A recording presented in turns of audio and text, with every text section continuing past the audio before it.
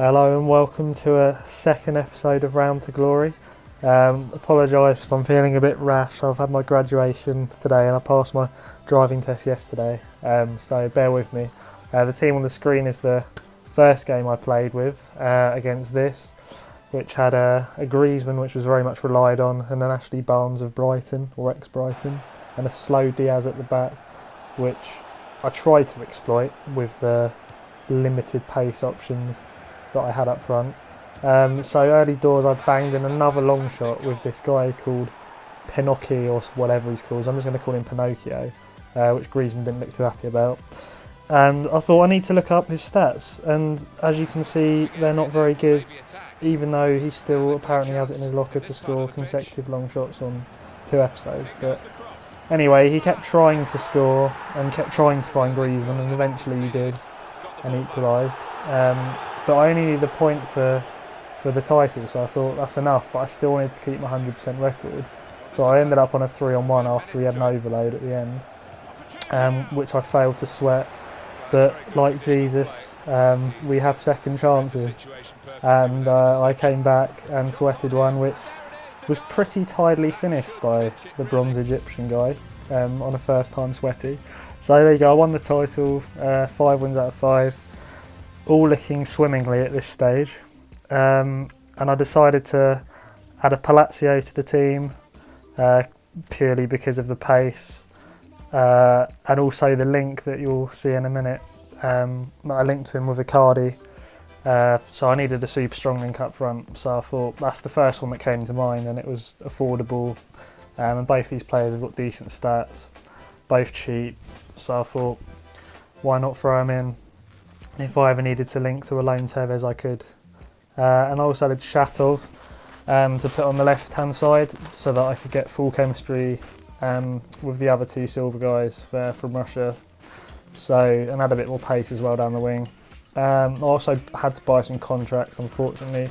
At this stage, I'm going to have to buy contracts. It's just one of those things. So I bought the amount that you can see on the screen, which looks like it was 5. And then into the next game. This is how the team looked after those changes to the first team. This is how the main team looked. So the players on the left hand side and at the top, full chem other than the Korean right back.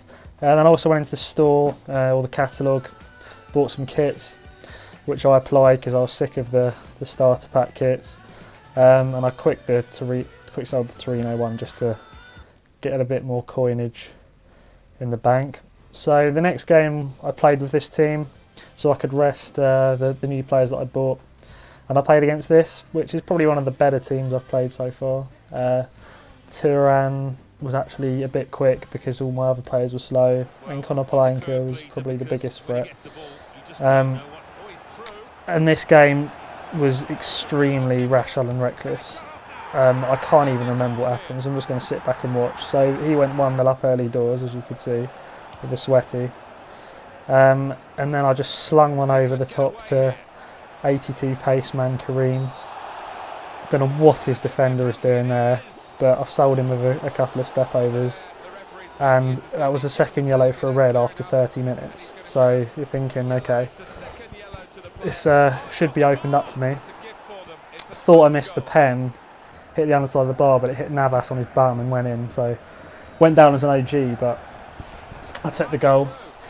And then I had a bang with French goal guy, post, and then a tap in. I think that was that bronze Italian guy, he's like 55 rated. He couldn't really miss from there. That was a nice little touch from Kareem. He's proving to be useful. And then I played it to the Italian. In this situation you have to sweaty, but what was I doing there? I mean, the 55 stat his passing you could tell wasn't up to scratch, and then he dived in again to give me another penalty, which was just like, you'd have thought he learnt the first time, but he didn't. So I had another pen and I thought I'll double bluff him and stick it in the same place, try not to hit the bar this time, and the keeper did kind of guess the right way, but it went in thankfully. So that was 3-1. And then I don't even know, was this a goal? Saved, and then yeah, like that is my horrific finish on a tap-in. I think I just blasted it because I thought, you know, sod it, I'll have a just bang it. And then he hit the post, so that could have been quite crucial actually for 3-2. But the holes in his defence after the red were just ridiculous. And then this was just scrappy, as you can see, and then I buried for 4-1. And this isn't even the start of it yet. So I'll put in a tackle here. Pretty sure this leads to something else. Italian guy slung it over to Lucy. I'm sorry, I kept sweating. And then skilled finish because the game was already won that he mucked up, that you see on clubs all the time. But I just kept getting chances there. I rounded him, chipped it in, I think, in a minute. It flicked and bicycle kick. I honestly, this was the rashest game I think I've ever played in FIFA. I don't even know what was happening half the time. And this was what, 74 minutes, and it was only 4-1. And then I mean, that's quite a good finish. You know, for a bronze guy, it was easy. It was an empty net, but either so, like I was thinking he could have put it for a throw-in and done a Harry Kane free kick the icing. Which I guess it wasn't quite a throw-in, but it did go wide of the fourth official. That I accepted the skill finishes weren't working, so I went for a relet into the back of the net. And then a bit more 82 pace. Yes, sweated it again, but I was trying to do skill finishes, which that was an attempted skill finish, and as you can see, it failed. I think I need to stop the ball and then do it. However, that was a nice free kick for 8-1. I thought, surely not as a bronze guy. He was actually silver, and I looked at his stats, and they're actually respectable, so it's probably justified that free kick went in just about. And then Rabona crossed, and diving header made that a little bit more acceptable, but he pretty much stopped playing at this point, or he just did that and couldn't really be asked. And that was pretty rash there. Bit of lag, sweaty, another failed attempted skill finish, and that was 10-1 in the end of the game and 3 points on the board into the 8th division. So into the next game then, I played with my new team, which I was quite looking forward to trying. And instantly I saw Cameron Jerome up front with a Bojan in behind, and Cahill and Begovic I thought could be difficult. So I wasn't sure what to expect, but I got off to a dream start. I had played a nice little 1-2 with the bronze Polish guy. I guess it wasn't really 1-2, but it looked like it.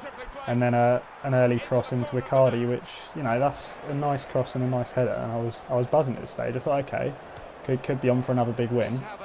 And then he pinched it with Fernandinho, sweaty ball into Jerome, and then pace abuse did me. One flick round the corner that I intercepted, and I thought Billy on his left, bang it. Lag, top bins, 2-1. I'm back in the game, I'm back to what I was doing. But no, this guy had other ideas.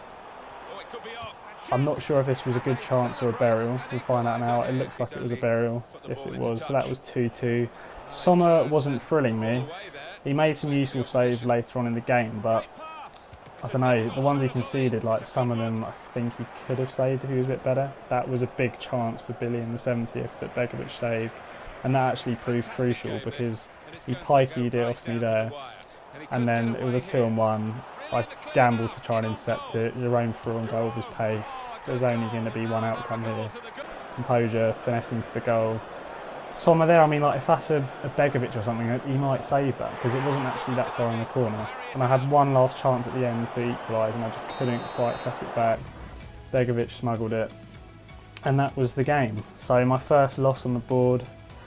It was a shame to lose the 100% record, but it was always going to go at some point, and he was the best opponent I've played by far so far, so it was fair enough. But I decided to add Perisic to the team, stick him on the right for chemistry, and then this Croatian in the Serie A, because he was cheaper than Montoya, to give himself and Perisic full chemistry, which I threw in the 300 coin bid for and actually won him for that, when his lowest by now was 500, so that was quite good. So this is how the team looks at the end of the episode. It's coming along quite nicely. As you can see, chemistry is full on most of the players, other than the Korean bronze right back that I've stuck in at left back to deputise, and the other right back at centre back, who is going to be replaced in the near future once I've got enough coins. So that will be the end of the episode. Thank you for watching and bearing with me as always. I hope these episodes are of some humour and benefit to the few of you that watch it. If you have any suggestions of what I could do differently to make your kind of 5-10 minutes a bit more fun, then slap it in the comments. But yeah, thanks again for watching. Please like, subscribe, and most importantly, Jesus genuinely does love you.